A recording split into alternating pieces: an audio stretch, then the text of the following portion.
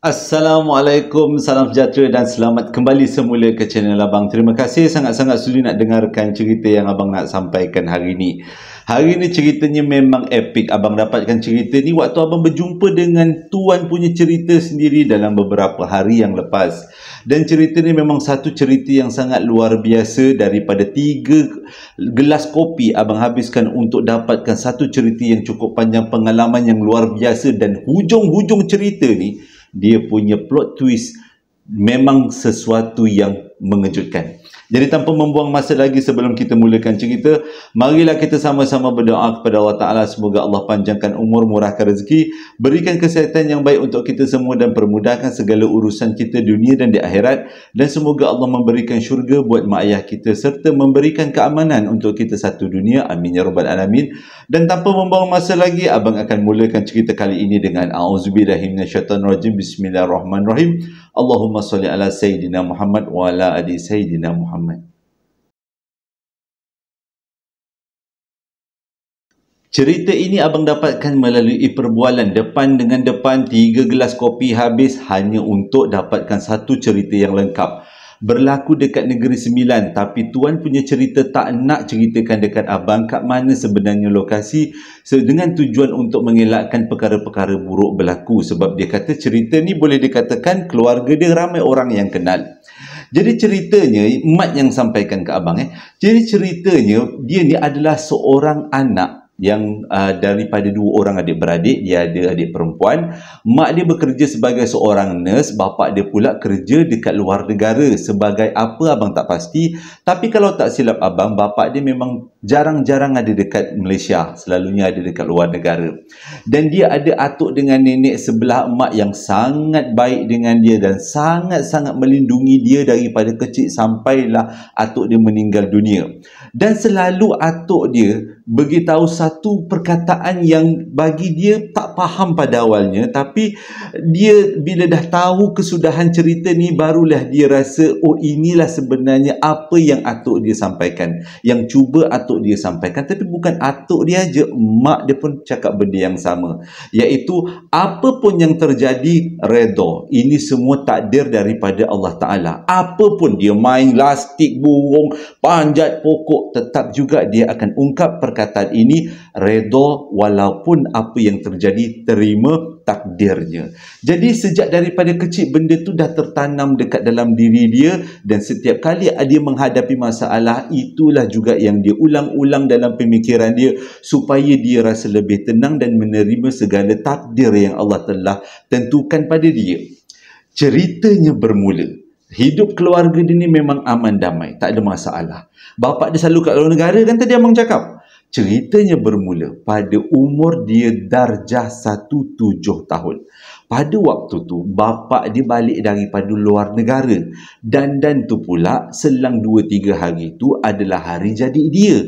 Jadi dengan kata lain, itu adalah satu berita yang sangat menggembirakan. Bila dia cakap dengan bapa dia, tak lama lagi hari jadi abang nak sambut. Bila dengar macam tu, bapa dengan mak mana yang tak gembira. Memang itu adalah hasrat mak ayah kan, kalau ada duit lebih sikit buat kenduri kendara, doa selamat untuk anak punya hari jadi.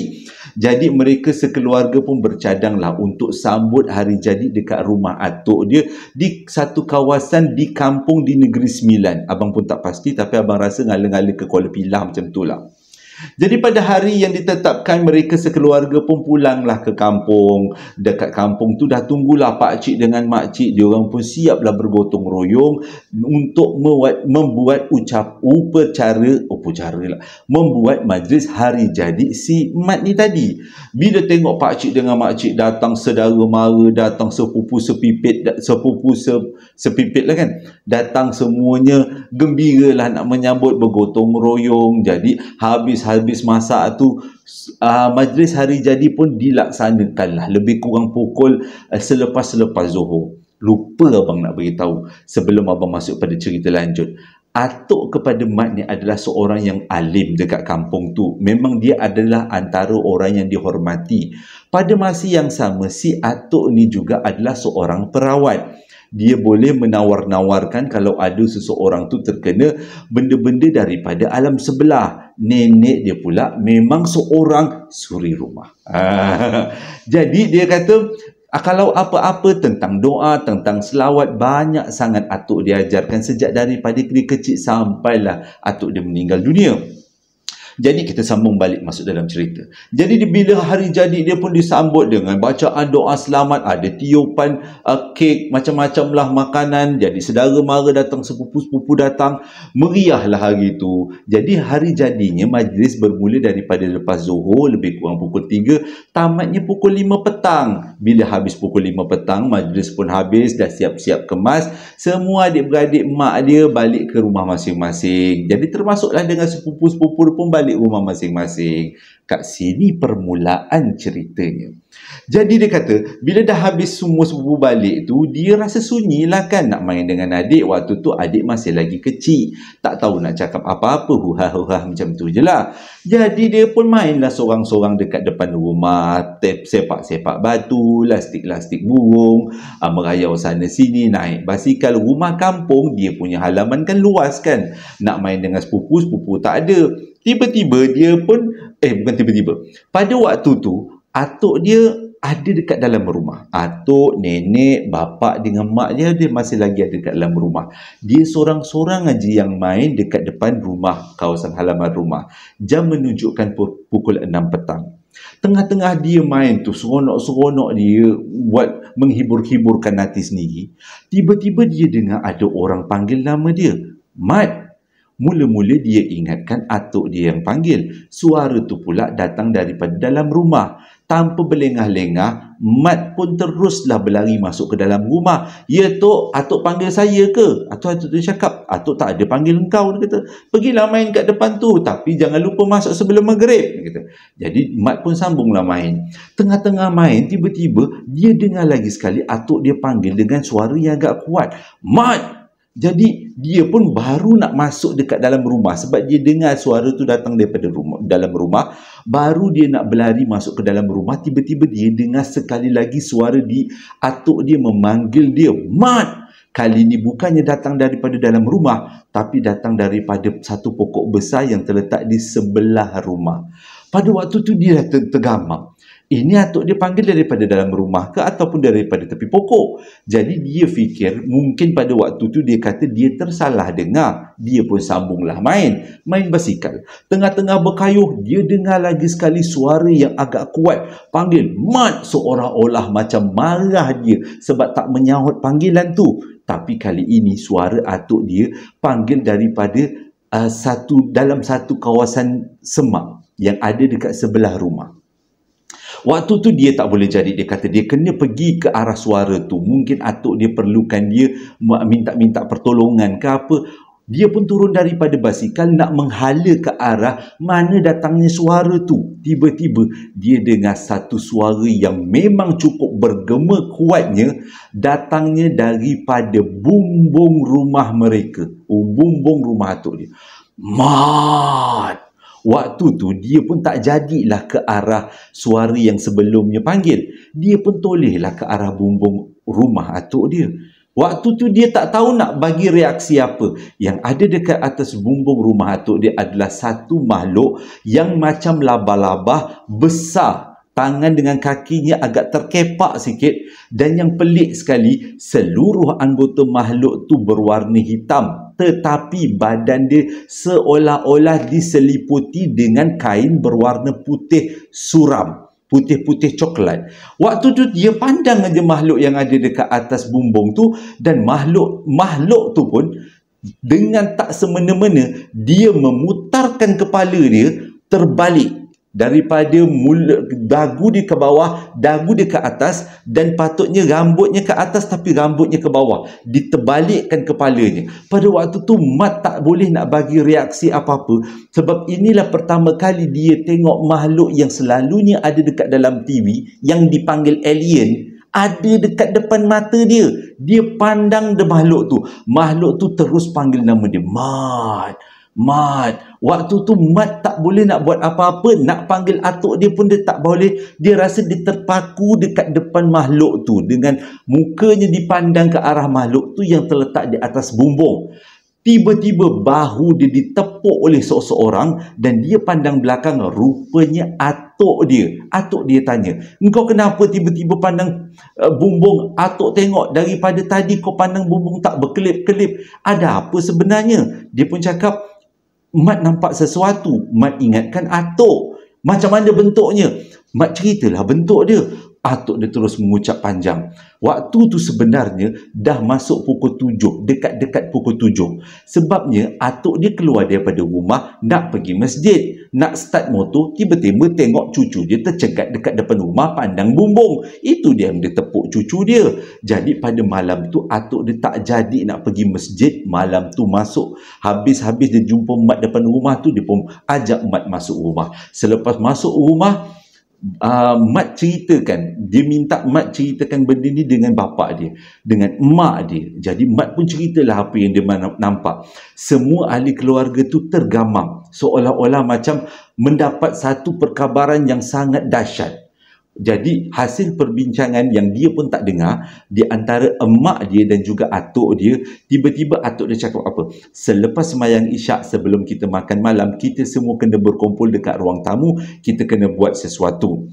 Jadi selepas sembahyang Maghrib berjemaah, sembahyang Isyak berjemaah, diorang pun makan, selepas makan, bukan sebelum. Lepas makan, diorang semua berkumpul dekat ruang tamu. Atuk dia keluarkan dupa beserta dengan kemenyan. Waktu tu Mat tak faham. Yang ada dekat ruang tamu tu atuk, nenek, bapa dengan mak, Mat dan juga adik dia. Waktu tu Mat rasa betul-betul tak sedap hati dan rasa takut. Dia menyorok dekat belakang mak dia. Budak umur 7 tahun kan.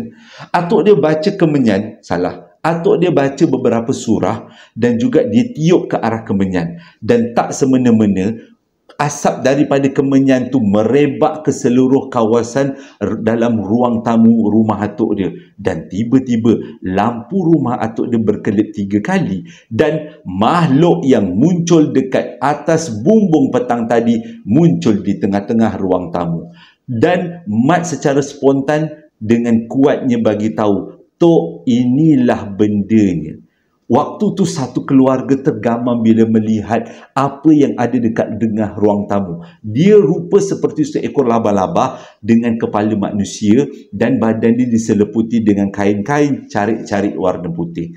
Dan atuk dia tanya, "Engkau kenapa kacau cucu aku?" Dia tak menyaut, cuma dia menderam. Situ je. Atuk dia tanya lagi sambil atuk dia berkumat tamik baca seolah-olah macam baca surah, sebab dengar bacaan bismillah, dengar perkataan Allah Subhanahu Wa Taala, dengar Rasulullah sallallahu alaihi wasallam. Dengarlah atuk dia cakap macam tu. Dan atuk dia tanya lagi sekali, "Kenapa engkau datang mengacau cucu aku?" Tetap juga benda tu tak jawab. Benda tu hanya menderam. Macam tu. "Kalau kau tak nak jawab, pergi kau daripada sini. Allahu Akbar." Atuk dia sambung baca surah. Dia sambung pada benda tu tiba-tiba hilang. Benda tu tak cakap kenapa dia datang dan tiba-tiba dia pergi tanpa meninggalkan jawapan yang sepatutnya semua orang tahu. Pada waktu tu semua orang tergamam dan ia menjadi satu peristiwa yang sangat diingati sampai ke saat ini. Sejak daripada tu, Mat tak pernah jumpa lagi makhluk yang muncul dekat atas bumbung rumah atuk dia. Pada umur dia 12 tahun, tiba-tiba bapa dia ajak keluarga ni balik kampung. Bila Mat tanya kenapa nak kena balik kampung, dia bagi tahu atuk tak sihat, atuk demam, atuk minta semua anak-anak dia balik kampung. Jadi dalam perjalanan tu, Mat selalu terfikirkan atuk dia. Dia berdoa, moga-moga kesihatan atuk dia bertambah baik. Bila sampai dia nak masuk kawasan kampung dia dekat Negeri Sembilan tu, masa pada waktu tu lebih kurang pukul 7.30 malam selepas waktu azan maghrib. Masuk aja dekat Sempang tu sebenarnya ada satu stesen bas lama dan orang dah tak guna dah. Kebanyakan daripada orang kampung tu sudah pun ada motor dan juga kereta. Jadi jarang-jarang ada orang naik bas selain daripada pekerja-pekerja daripada negara jiran yang bekerja dekat ladang-ladang dekat kawasan kampung tu. Sewaktu keluarga ni melintasi pondok bas tu, Mat punyalah terkejut sebab dia nampak di sebelah pondok bas yang dia sebelum ni tak pernah pun rasa takut. Dia nampak sekali lagi makhluk labah-labah berkepala perempuan yang dia pernah nampak pada waktu umur dia 7 tahun. Dia tergamam dan dia terus tutupkan mata, dia duduk dekat belakang tanpa bercakap apa-apa. Disebabkan kelakuan dia tu agak pelik, bapak dia tanya kenapa Mat tiba-tiba rasa takut. Mat tak nak bagi tahu jawapan. Dia kata nanti Mat cerita bila sampai dekat rumah atuk nanti. Bila sampai dekat rumah atuk lebih kurang pukul 7.30 lebih sikit, dia pun tengok keadaan atuk dia uzur. Tapi orang tua, dia boleh baca apa yang berlaku dekat cucu dia. Bila Mat bersalam dengan atuk dia pun cium dahi dia sambil atuk dia tanya, kenapa muka cucu atuk ni pucat? Cuba cerita dekat atuk. Jadi Mat pun cakap, Tok, Mat nampak sekali lagi benda yang pernah muncul dekat ruang tamu rumah kita lebih kurang 7-8 tahun yang lepas. Jadi bila macam tu atuk dia terus terdiam. Atuk dia tahu benda tu bukan benda yang baik dan bukan benda yang boleh dibuat main. Jadi atuk dia panggil emak dan bapak Mat dan ceritakan apa yang Mat nampak.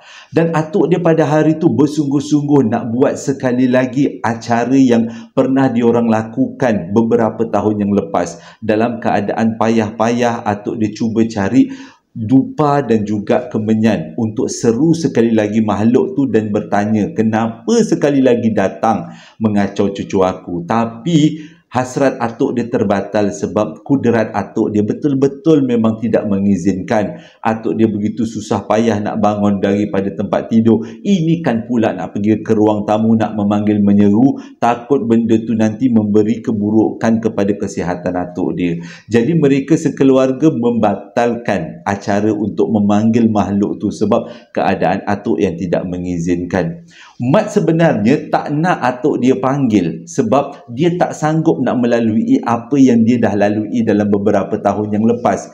Kerana apa yang dia lalui pada waktu itu memberi kesan pada dia, menyebabkan dia rasa ketakutan dan selalu ternampak-nampak, terbayang-bayang benda tu setiap kali dia buat aktiviti, terutama pada waktu malam. Kalau nak pergi camp motivasi ke apa, dia memang teringat.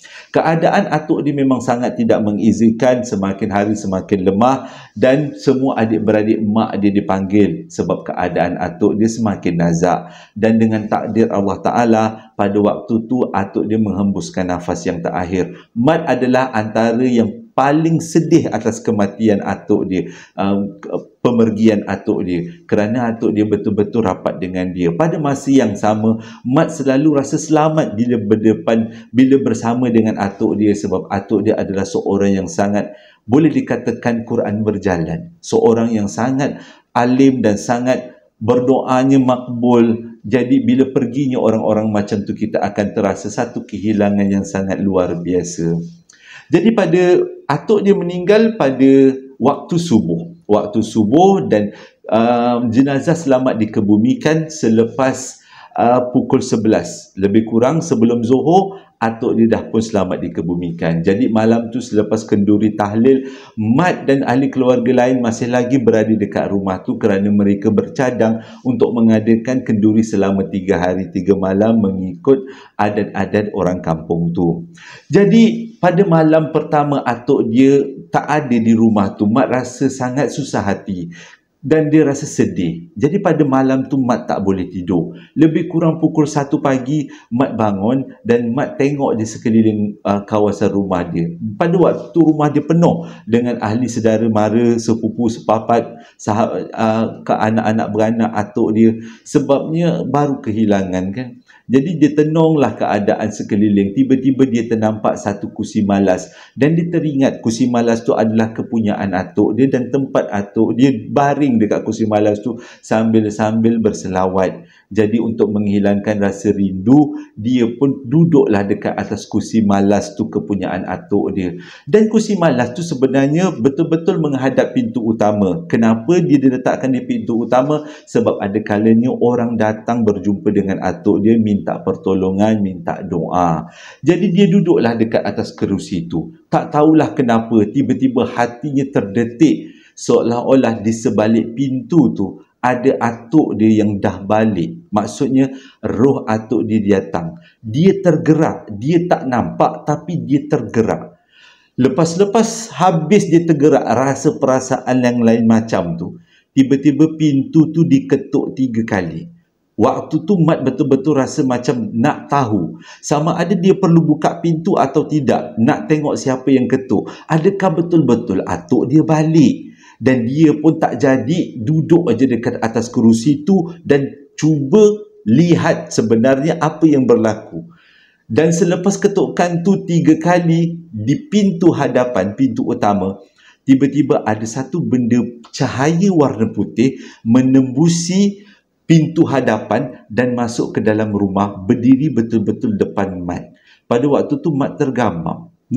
Dia tak tahu nak cakap apa, tapi dia tahu apa yang berdiri dekat depan dia adalah arwah atuk dia. Walaupun dia tak nampak muka, hanya sekujur tubuh berwarna putih cahaya. Dan selepas berdiri beberapa minit depan Mat, cahaya tu pergi mengelilingi setiap sudut rumah dan memandang muka semua orang yang sedang tidur dalam rumah tu. Mat nak tahu sebenarnya apa benda-benda putih yang datang tu. Mat ikut benda tu daripada belakang. Rupanya benda tu menjengas setiap muka-muka yang ada dekat rumah tu satu persatu. Dan selepas tu, benda tu berdiri semula dekat depan Mat. Dan Mat entah macam mana dia terpanggil, ini atuk ke? Dan daripada celah-celah cahaya putih tu muncul muka, dan betul-betul itu adalah atuk dia. Dan dia yakin itu adalah roh. Selang beberapa saat, benda tu hilang daripada pandangan dia. Dan dia terdiam, duduk semula dekat kerusi malas dan akhirnya dia tertidur. Bila besok pagi, dia ceritakan hal ni kepada ahli keluarga dia.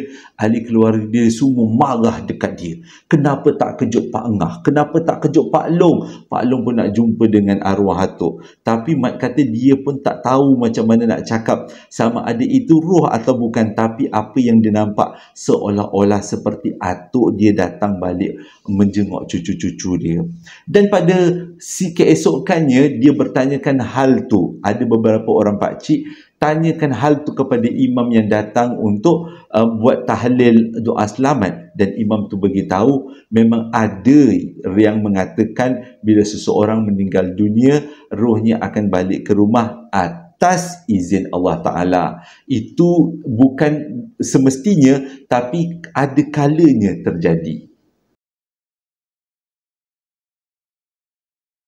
Kisah kejadian yang ketiga sewaktu Mat berumur 15 tahun. Pada waktu tu ayah dia tak ada dekat rumah dan mereka sekeluarga baru pindah ke kuartus nurse yang terbaru sebab mak dia naik pangkat. Jadi dia berpindah daripada kawasan lama ke kawasan baru, dapat kuartus besar sikit, cumanya berada di tingkat kedua di kawasan hospital ke atau klinik kesihatan tu. Dekat situ Mat bersedia untuk menduduki peperiksaan PMR dan dia berkenalan ada kawan-kawan rapat dekat kawasan rumah tu dan juga anak-anak staf kawasan staf nurse ataupun anak-anak staf hospital lah yang duduk dekat kawasan penempatan tu yang terdiri daripada Atan dan Mizi. Jadi dia kata ke mana-mana dia pergi, terutama dia belajar, sama ada Mat, Atan dengan Mizi sama-sama duk belajar sama-sama. Kalau hari ni ulang kaji kat rumah Mat, esok rumah Atan, lusa rumah Mizi. Pada masa yang sama juga mereka bertiga ni pergi mengaji dekat tempat yang sama dengan seorang ustaz. Ceritanya untuk kisah yang ketiga ni, pada waktu kejadian tu, mereka berumur 15 tahun, balik daripada mengaji, lebih kurang pukul 10 malam. Dan diorang planningnya, cadang-cadangnya, selepas habis mengaji, diorang ni akan berkumpul dekat rumah Mat untuk buat ulang kaji. Mat, Atan dan Mizi.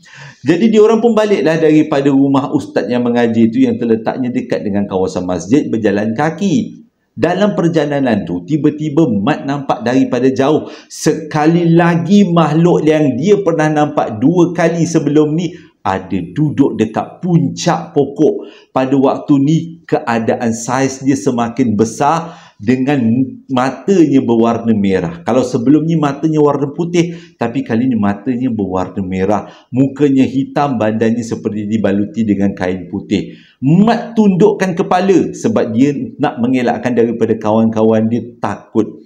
Tiba-tiba Mizi cakap macam ni. "Woi, besarnya alien ke apa tu? Apa tu? Apa tu?" Pada waktu tu, sewaktu Mizi kecoh-kecoh bertanya, "Apa benda tu? Apa benda tu?" Atan yang ada dekat sebelah Mizi terus tutup mulut. Terus tutupkan mulut Mizi. Pada waktu tu baru Mat tahu. Atan nampak, Mizi nampak, dia pun nampak sama-sama makhluk yang dia pernah nampak dulu.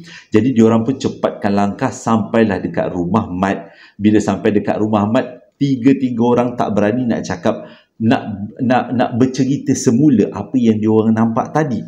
Jadi diorang pun teruslah ambil buku sejarah, nak ulang kaji sejarah dekat kawasan ruang tamu. Rumah Mat pada waktu tu tak ada orang. Mak dia dengan adik dia keluar pergi beli barang. Begitu juga dengan keluarga Atan dan juga Mizi pun tak ada kat rumah. Jadi diorang pun bertigalah dekat rumah Mat. Tengah-tengah diorang ulang kaji tu, tiba-tiba sikit demi sikit perlakuan Mizi berubah dan Mizi lebih banyak masa mendiamkan diri. Dan tiba-tiba Mizi ambil satu kertas dan dia conteng kertas tu seolah-olah menggambarkan semula makhluk yang diorang nampak tadi. Mula-mula Mat marah. Kenapa kau nak conteng benda yang kita nampak tadi? Tapi Mizi buat bodoh je. Dirampas beberapa kali kertas, dia tetap juga dia lukis makhluk yang dia nampak tadi.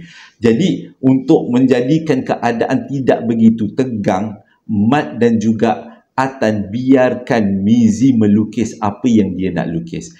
Tiba-tiba habis saja Mizi melukis, rupanya memang betul. Mizi melukis makhluk yang mereka nampak tadi. Jadi disebabkan muka Mizi pada waktu tu dah cukup-cukup berbeza, Atan dengan Mat berbisik-bisik dan yakin. Mereka yakin yang Mizi sebenarnya dah kena kerasukan. Dan diorang pun bercadang untuk ambil air, nak baca-baca ruqyah, semburkan dekat muka Mizi. Pada waktu tu, Mat bangun daripada kerusi nak pergi ke dapur. Tiba-tiba Mizi cakap macam ni. "Tak payahlah kau nak buat ayat-ayat jampi, nak baca surah-surah apa benda tu semua, nak buatkan aku sedar. Aku tak ada masa nak layan korang," dia kata. "Kau buatlah macam mana, aku tetap tak akan tercedera. Aku tetap selamat." Hi, dia gelak kat situ. Tahulah sebenarnya, dia orang berdua ni tahu Mizi sebenarnya dah kena rasuk. Mat tetap juga buat teruskan apa yang dia dah hajatkan. Dia pergi ke dapur, ambil air, dia baca surah-surah tertentu. Surah-surah ni semua diajar oleh arwah atuk dia, termasuk ruqyah. Itu yang dia boleh ingat tu. Jadi dia pun renjiskan air tu di muka Mizi yang pada waktu tu Mizi tertunduk menyiapkan lukisan dia. Tapi selepas Mat renjiskan air dekat muka Mizi, Mizi menjerit dengan suara yang sangat garau, tapi jeritan dia bunyi macam "panas, panas" sambil mencarut. Itu yang mencarut tu tak boleh masuk dalam YouTube. Anak-anak dengar tak elok. "Panas." Dia carutkan dia. Jadi pada waktu tu Mat dengan Atan dah semakin ketakutan, dah tak tahu nak buat macam mana. Mizi makin lagi dia siram dengan air, makin dia mengeledek, makin dia meronta-ronta, makin dia cakap panas-panas. Dah tak tahu nak buat apa. Atan pun bangun dan dia terus laungkan azan sekuat-kuatnya dalam rumah Mat. Dan pada waktu tu entah macam mana Mizi terjatuh, terjelepuk dan dia pun sedar daripada pengsan dia. Dan tiba-tiba Mizi dia tanya, "Sejak kila kita ada dekat rumah Mat? Bukan kita ada dekat surau ke? Pergi mengaji tadi. Rumah Tok Guru pergi mengaji tadi." Jadi memang betul lah yang si Mizi ni kena rasuk. Mat dengan Atan tanya semula, "Apa sebenarnya yang tiba-tiba kau nampak tak? Kau ingat tak apa yang berlaku?" Dia kata dia tak ingat. Dia ingat dia masih tengah mengaji. Itu je ingatan dia yang terakhir. Jadi untuk mengelakkan benda buruk berlaku, Mat pun pergilah hantar Mizi balik rumah dia dan juga Atan balik rumah dia. Dalam perjalanan Mat nak balik rumah dia dan dia pun terserempak dengan mak dan adik perempuan dia baru balik daripada kedai beli barang. Diorang pun masuklah rumah bersama-sama. Malam tu, waktu Mat tengah tidur, tiba-tiba pintu bilik air terbuka, tertutup, terbuka, tertutup. Mat rasa macam ada yang tak kena. Kenapa pula angin kuat sangat? Dia pun tengoklah ke arah tingkap. Rupanya tingkapnya tak terbuka. Dia tidur satu bilik seorang-seorang. Tingkap dia tak terbuka pula. Kalau tingkap tak terbuka, macam mana pintu bilik air boleh terbuka, tertutup? Dia pun daripada dalam celah-celah selimut, dia buka mata sikit, dia tengoklah ke arah pintu bilik air. Nak jadi cerita, lampu bilik air terbuka sebab untuk bagi sedikit cahaya sewaktu nak tidur. Daripada dalam bilik air, Mat nampak makhluk yang sama duduk dalam bilik air. Dengan kata lain, seolah-olah dia sengaja kacau Mat. Daripada dekat boleh nampak matanya warna merah. Mat pada waktu tu selubung seluruh badan dia sambil dia menggigil dan baca apa yang patut. Selawat Nabi, baca Al-Fatihah, baca semualah dia baca. Selepas tu bunyi pintu bilik air terbuka tertutup tu terberhenti. Dan Mat ingatkan semuanya dah tamat. Tapi gangguan berpindah ke tingkap pula. Dan ada seseorang yang ketuk tingkap tu dengan kekuatan, dengan ketukan yang sangat kuat. Mat tak berani nak tengok sebab rumah dia orang tak ada kekisi ataupun tempat berjalan di kawasan luar rumah. Rumah dia terletak dekat tingkat 2. Mustahil ada orang yang menggatal panjat semata-mata nak ketuk tingkap, nak menakutkan. Mat tahu benda tu berpindah daripada dalam bilik air ke kawasan tingkap semata-mata nak takutkan Mat. Mat tetap juga duduk dekat dalam selimut, duduk berzikir dengan harapan benda tu hilang. Entah macam mana, waktu dia berzikir tu terlalu ketakutan dan akhirnya dia tertidur. Sedar-sedar besok pagi dia ceritakan benda ni pada mak dia. Mak dia kata, lawan. Kita ni sebagai khalifah di bumi, lawan. Kalau teringat baca surah apa pun, baca untuk mengelakkan benda tu ganggu semula.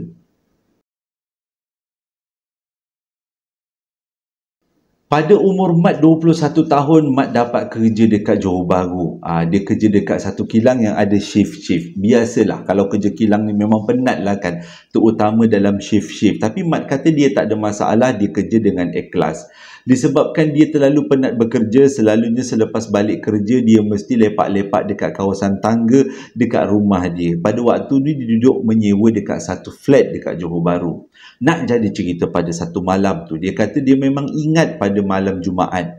Dia balik daripada kerja dengan keadaan badan yang cukup penat. Lepas-lepas sembahyang maghrib, dia duduk dekat tepi tangga, dekat kawasan tempat tinggal itulah. Dekat situ dia duduk menenangkan diri, tengok kawasan Bandar JB sambil hisap rokok. Dan mengenang apa yang berlaku, macam mana nak mencorak hidup, macam mana tentang masa depan. Sewaktu dia tengah berhayal-hayal tu, tengah-tengah memikirkan keluarga, masa depan, tiba-tiba ada benda dekat belakang dia. Dekat belakang dia tu macam ada orang panggil dia. Mat.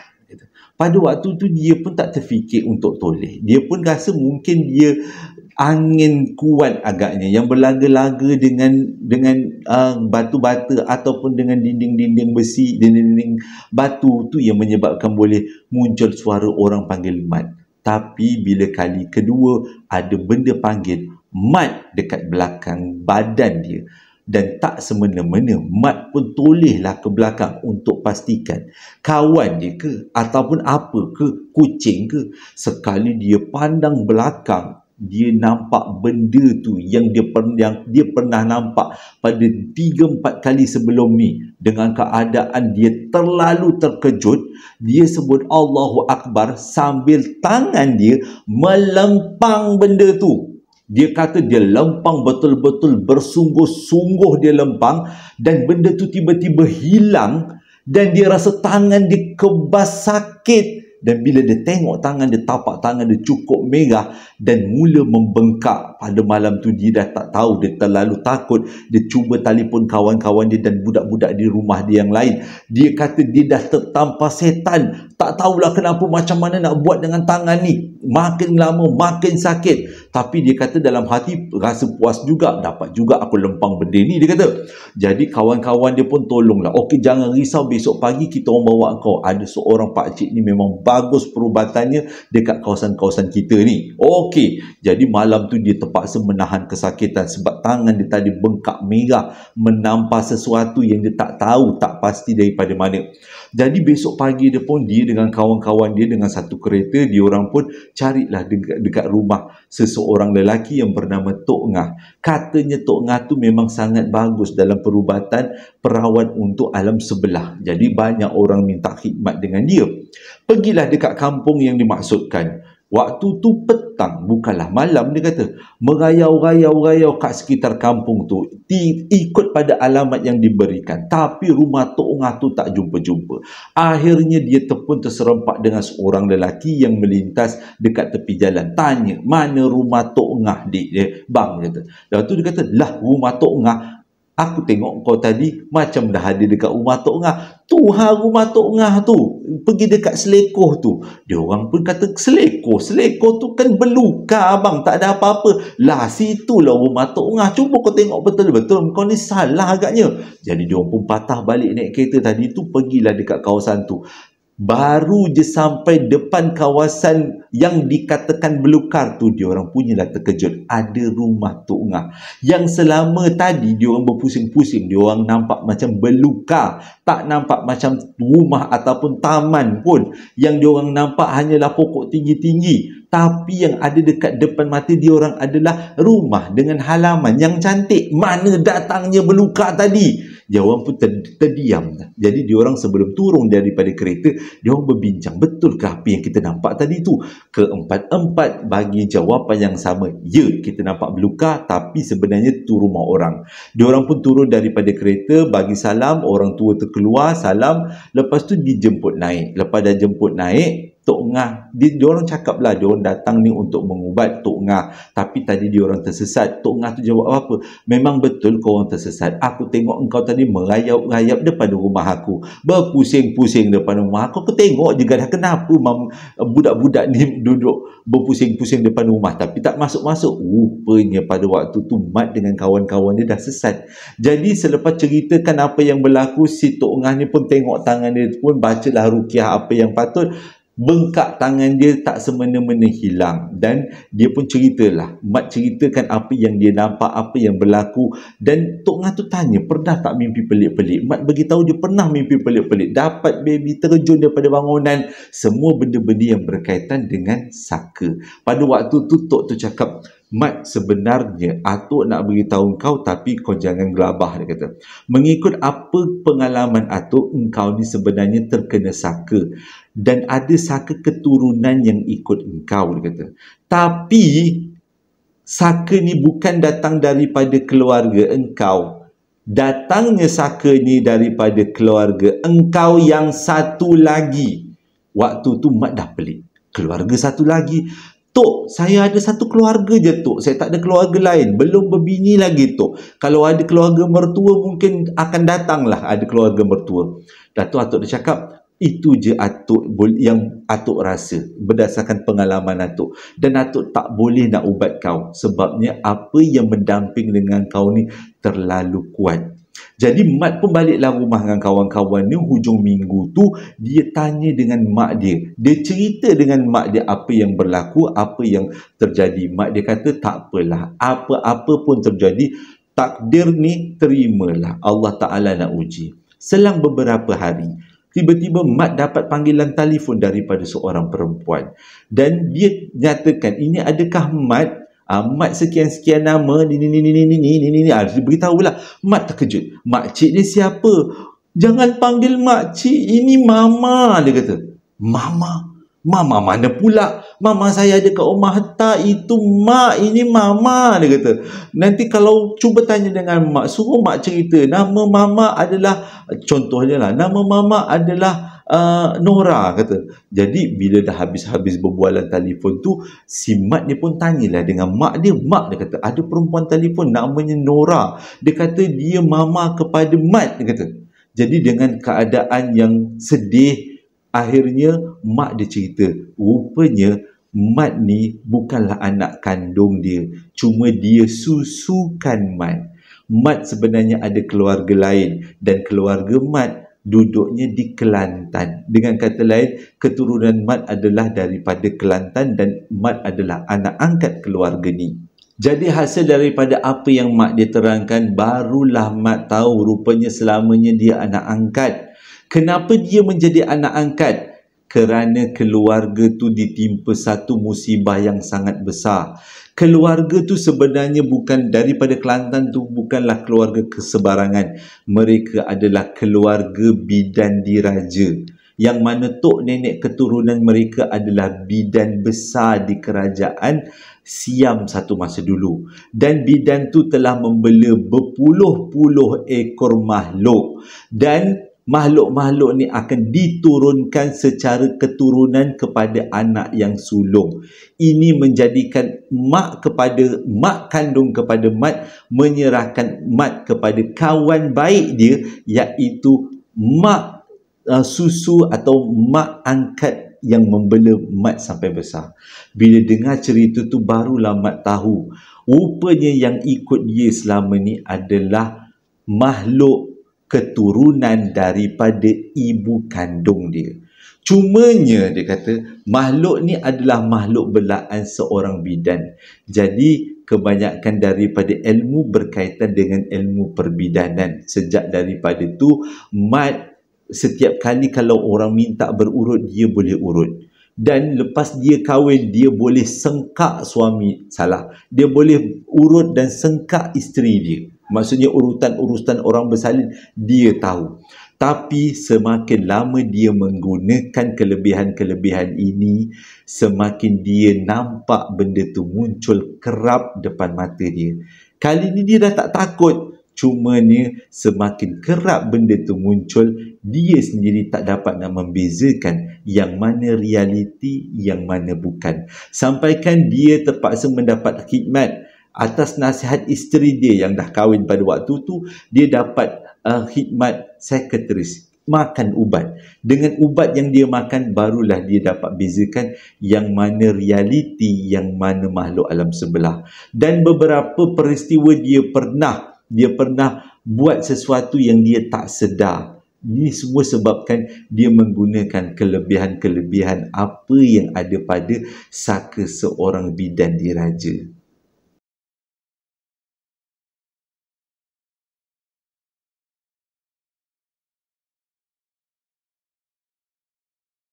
Terima kasih sangat-sangat dengarkan cerita abang. Dan kisah Mat ni terbentik setakat ini je.